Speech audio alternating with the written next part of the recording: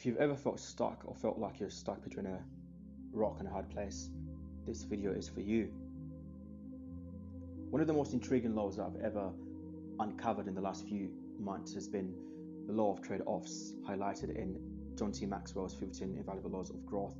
And the law of trade-offs is pretty much the idea that you have to oftentimes give up something to be able to get what you want to achieve, or to be able to receive something in return.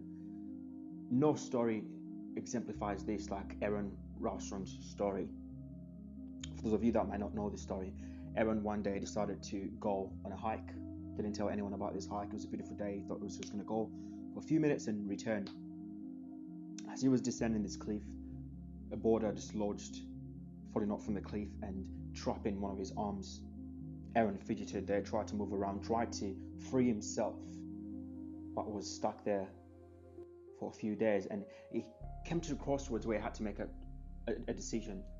One of it being bleed to death, or sit there and wait for a miracle, wait for someone to stumble upon him, or to, realize that he's missing and to start the search.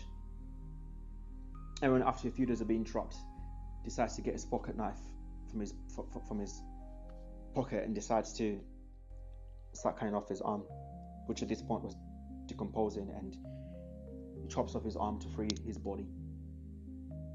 I don't know about you, but that's a gruesome story, but at the same time it really highlights the law of trade-offs vividly in a way that's clear. Aron in this case has to free off his arm, let go of his arm, for the rest of his body to be free.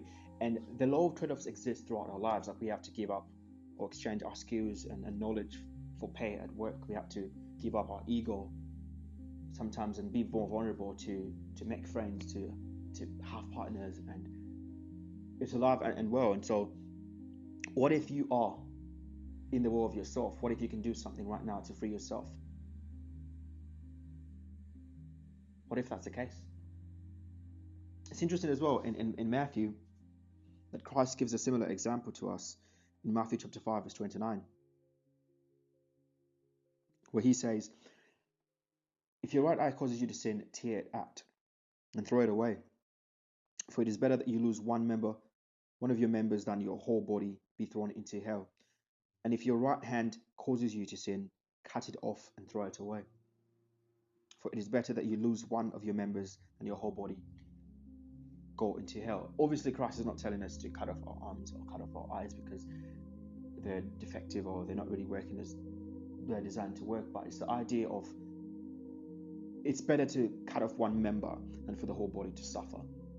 In the case of Aron Ralston, it was better for him to cut off his arm, for that part of the body to die, and for the rest of him to survive. And so, what does that mean for us? What does it mean for you?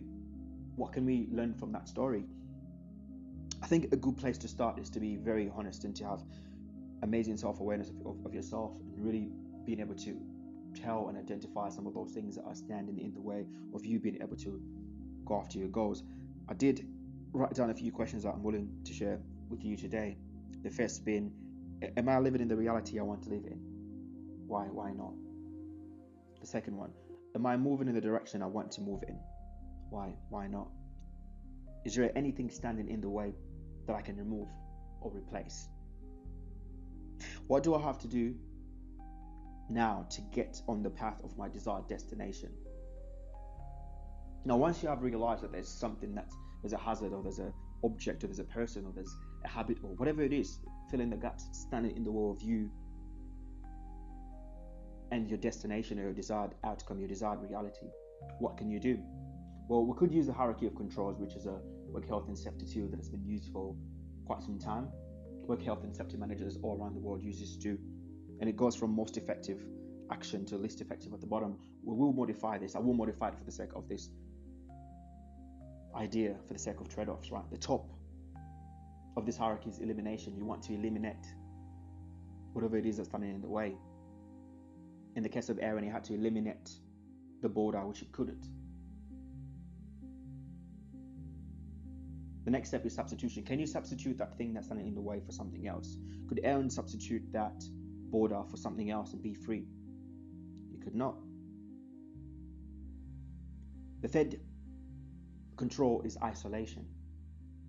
Can you isolate yourself from that thing that's causing you disruption? Can you isolate yourself from that? Could Aron Ralston isolate himself from the border? He could by physically chopping off his hand, which is gruesome, and I don't wish for my worst enemy to ever be in that kind of position, but sometimes metaphorically in our own lives we are Aron, and we have to cut off whatever it is that's standing in the way of us reaching our desired outcome. The last control is the 1% control. What one thing can you do right now to get you on the path that you want to go to?